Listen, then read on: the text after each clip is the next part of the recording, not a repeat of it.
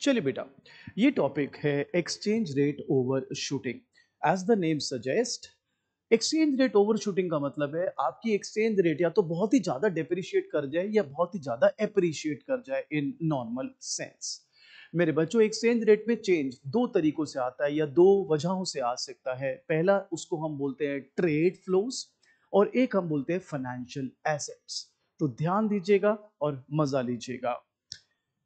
Stock adjustments, financial assets are larger and quicker than adjustment in trade flow। बच्चा कहता है इसका मतलब क्या है, मैं मतलब बताता हूं। आप बताइए, अगर आपको बाहर बहुत अच्छा रिटर्न मिल रहा है बाहर के बॉन्ड्स से, और बाहर आलू भी बहुत सस्ता मिल रहा है, आप बताइए ज्यादा इंसेंटिव किस में है? किस वजह से आप ज्यादा पैसा बाहर मारेंगे? आलू खरीदने के लिए कि आलू सस्ते मिल रहे हैं वहां से, या वहां के बॉन्ड्स आपको ज्यादा इंटरेस्ट दे रहे हैं? सर, वहां के बॉन्ड्स हमको ज्यादा इंटरेस्ट दे रहे हैं। इसीलिए हमने यहां बोला stock adjustments in financial assets are larger and quicker than adjustments in trade flow. Trade flow का मतलब क्या है? बाहर आपको सामान सस्ता मिल रहा है तो आप ले ले। We are not at all saying कि आप लोगे नहीं, आप लोगे, बट उतना मेजर चेंज नहीं आएगा। लेकिन अगर आपको रिटर्न बहुत अच्छे मिल रहे हैं बाहर की फाइनेंशियल एसेट से, देन लाइकली चांसेस है you are gonna capitalise on that. आप कहोगे बिग टाइम मैं अपना सारा पैसा वहां ट्रांसफर कर रहा हूं बिकॉज मेरे को रिटर्न बहुत अच्छा मिलने वाला है। For example, an unexpected increase in money supply and decline in domestic rate of interest are likely to lead to large and quick increase in demand for foreign currency, leading to immediate and large depreciation। मेरे बच्चे, अगर आपके देश में unexpectedly money supply बढ़ गया तो rate of interest कम हो जाएगा। अगर रेट ऑफ इंटरेस्ट कम हुआ तो फिर मैं एज एन इन्वेस्टर देखूंगा कि मेरे देश में मुझे कम ब्याज मिल रहा है, विदेश में मुझे बड़ा अच्छा ब्याज मिल रहा है। सो मैं फटाफट से अपना सारा पैसा, कोशिश करूंगा ज्यादा से ज्यादा पैसा बाहर लगाऊं, keeping other factors constant minded.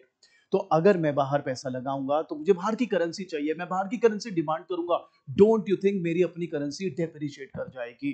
और यही अगर मैं आपको न्यूज देता बाहर आलू सस्ते हो गए, बाहर शिमला मिर्च सस्ती हो गई, तो इतना मेजर इंपैक्ट थोड़ी ना आता। आप पागल थोड़ी ना हो जाते कि मैं अपना सारा पैसा आलू खरीदने में लगा दूंगा या शिमला मिर्च खरीद लूंगा मैं क्योंकि बहुत सस्ती हो गई है। I am not at all disregarding the fact कि अगर बाहर सामान सस्ता हुआ है तो बिल्कुल आप उसके लिए भी डिमांड करेंगे। बट ये तो आपको मानना पड़ेगा, फाइनेंशियल एसेट्स की demand because of the return element in it ज्यादा रहेगी। So if the real sector responds immediately as financial sector do, it leads to exchange rate overshooting। तो अगर आपका रियल सेक्टर भी वैसा ही बिहेव करने लग जाए जैसा कि फाइनेंशियल सेक्टर करता है, देन ऑब्वियसली आपकी एक्सचेंज रेट ओवरशूट कर जाएगी। आइए एक छोटे से एग्जांपल से सीखते हैं बच्चा। ये यूएसए के पॉइंट ऑफ व्यू से माइंडेड। तो money supply unexpectedly rises by 10% from 100 to 110। ये मनी सप्लाई बढ़ा दिया आपने, okay. Decline in US interest rate from 10 to 9। Obviously आपने मनी सप्लाई बढ़ाई, आपका इंटरेस्ट रेट फॉल कर गया। प्राइस राइज कर गए आपके देश में बाय 10%। तो बच्चा कहता है जी प्राइस राइज कैसे कर गए, ये भी हमको बता दो। बिल्कुल, नो प्रॉब्लम।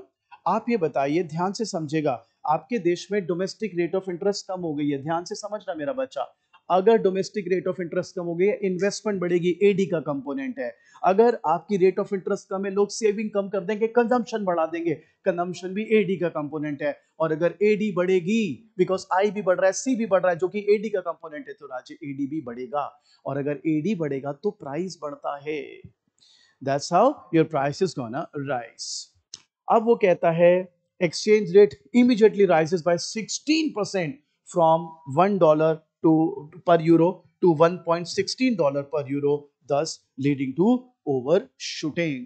तो क्रक्स ये है कि एक्सचेंज रेट ज्यादातर जो चेंज लाएगी वो लाएगी फाइनेंशियल एसेट्स की वजह से, लेकिन एकदम ही ओवरशूट कब कर जाएगी? जब आपका ट्रेड मार्केट भी, आपका जो रियल सेक्टर मार्केट है वो भी उसी के तरीके से बिहेव करना लग जाए। लेकिन yes, over a period of time, long period, ये वापस से सेटल होकर अपने लेवल पर आ जाएगी।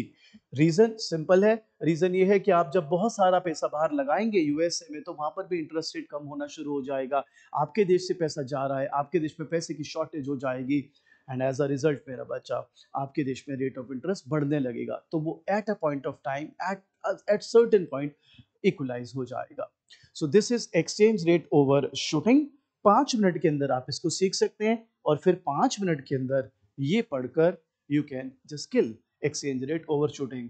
And mark my word, you can thank me later, paper में आएगा आपके ये एक्सचेंज रेट ओवर शूटिंग।